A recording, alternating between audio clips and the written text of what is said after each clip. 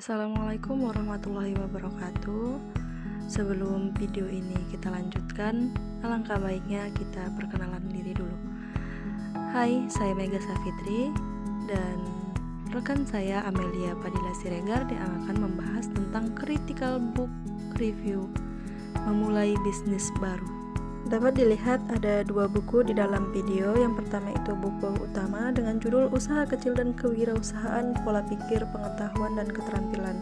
Sedangkan yang kedua, buku Dasar-Dasar Kewirausahaan, Teori dan Praktik. Baik, di sini kita akan membahas ringkasan isi buku utama. Di dalam buku utama ada pertimbangan membuka usaha bisnis. Nah, pertimbangan ini terdiri atas beberapa. Yang pertama itu kita harus menetapkan jenis usaha terlebih dahulu. Nah, yang kedua itu menetapkan visi dan misi usaha. Yang ketiga, kita melakukan survei terlebih dahulu.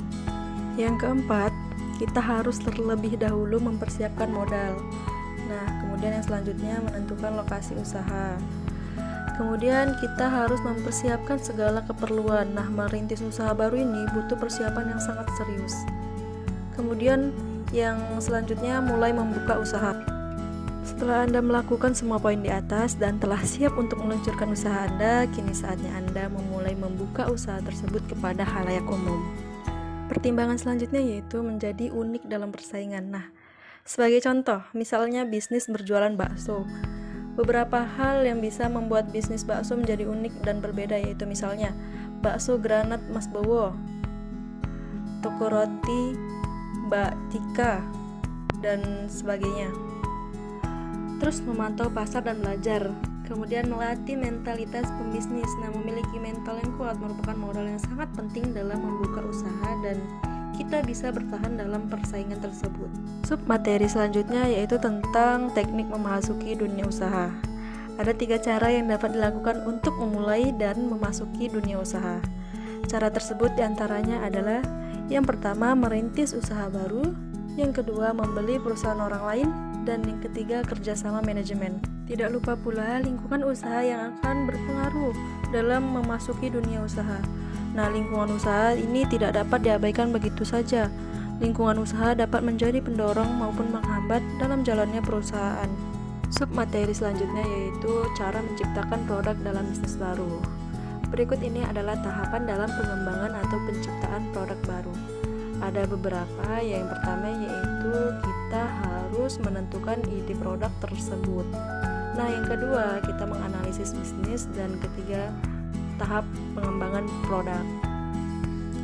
Baiklah, saya Amelia Padilla Siregar akan melanjutkan materi berikutnya yaitu mengenai buku pembanding. Di dalam buku pembanding ini dibahas mengenai berbagai kalangan menganggap biaya untuk menjalankan usaha di Indonesia sudah terlalu banyak dan cenderung memberatkan pengusaha. Menurut Direktur Eksekutif Pemantau Pelaksanaan Ekonomi Daerah atau KPPPOD, Indonesia membutuhkan standar nasional aturan-aturan sehingga mempermudah pengusaha masuk dan berinvestasi di Indonesia. Pemerintah juga diharapkan konsisten terhadap peraturan yang telah dibuat. Dengan adanya dukungan dari pemerintah mengenai pengurusan perizinan usaha, maka akan membuat proses perizinan lebih baik dan mudah. Di dalam buku pembanding dibahas juga seorang wirausaha perlu memperhatikan tahap-tahap melalui suatu usaha agar usaha yang akan dijalankan tersebut berjalan dengan lancar. Selain itu, seorang wirausaha juga perlu memahami ada beberapa bidang usaha yang dapat dijalankan seperti bidang pertanian, pertambangan, manufaktur, konstruksi, perdagangan, jasa keuangan, jasa perorangan, jasa umum, dan jasa wisata. Setelah menentukan bidang usaha, maka selanjutnya yang perlu dilakukan oleh seorang wirausaha adalah menentukan bentuk kepemilikan usaha atau bisnis. Nah, setiap bentuk kepemilikan memiliki kelebihan dan kekurangan. Wirausaha seharusnya memperhatikan hal tersebut selain mengetahui beberapa persyaratan yang harus dipenuhi sebagai konsekuensi atas bentuk kepemilikan yang dipilihnya. A. Kritik buku utama. Buku utama yang berjudul Usaha Kecil dan Kewirausahaan, Pola Pikir, Pengetahuan, dan Keterampilan. Karangan Wahyudin Albra, Iskandar Majid, Darwin Lee, Slamet Widodo, Juhrinal M. Nawawi, Erbin Chandra, Moh Idris Dalimunte, Alis Trajadison Silalahi, yang membahas tentang semua yang berhubungan dengan teori. paradigma dan diskursus kewirausahaan. Buku ini diterbitkan oleh Madennatera Qualified Publisher dengan tebal buku 300 halaman. Nah, dari segi isi atau makna, buku ini sudah sangat bagus, dan dalam buku ini juga disajikan dengan sangat lengkap, dimulai dari pengertian-pengertian hingga pada hakikat-hakikat pembahasannya. Selain isi subbabnya yang lengkap, buku ini juga disajikan dengan bahasa yang sederhana dan mudah dipahami oleh pembaca. Buku ini sangat simpel dan bagian sampul bukunya bagus dan lembut. Dengan penyajian yang sederhana itu, maka akan meningkatkan minat pembaca terhadap buku ini. Nah, setiap babnya juga diberikan contoh kisah pengusaha-pengusaha sukses yang dapat menarik minat baca, termasuk orang-orang yang suka membaca. Tetapi materi yang dibahas dalam buku ini terlalu banyak, yaitu terdapat bab, kemudian di setiap materi atau setiap judul tidak diberikan poin-poin besarnya seperti A, B, atau C, sehingga pembaca agak sedikit sulit untuk mengurutkan keseluruhan materinya. Dan buku ini terlalu banyak menggunakan teori-teori serta sehingga membuat pembaca juga bingung dalam memahaminya secara singkat. B. Kritik buku pembanding. Buku kedua yang berjudul Dasar-Dasar Kewirausahaan, Teori dan Praktik, karangan Frankie Slamet, Heti Karunia Tanjung Sari, yang membahas tentang semua yang berhubungan dengan dasar-dasar teori kewirausahaan. Buku ini diterbitkan oleh PT Index dengan tebal buku 231 halaman. Dari segi fisik buku ini agak besar daripada buku pertama, tetapi jumlah halamannya lebih sedikit juga dibandingkan dari buku pertama. Dari segi fisik buku ini lebih besar dari pembanding, yaitu buku Dasar-Dasar Kewirausahaan, Teori dan Praktik. Namun, itu bukan berarti menjadi penghalang bagi pelajar ataupun mahasiswa yang ingin mengupas atau membahas buku ini dari segi desain, isi, ataupun pembahasan materi yang ada dalam buku tersebut. Teks yang ditulis dalam isi buku tersebut sangat tersusun secara sistematis antara judul besar dan sub-sub judul. Sudah dapat diketahui dengan jelas sehingga pembaca lebih mudah untuk memahaminya.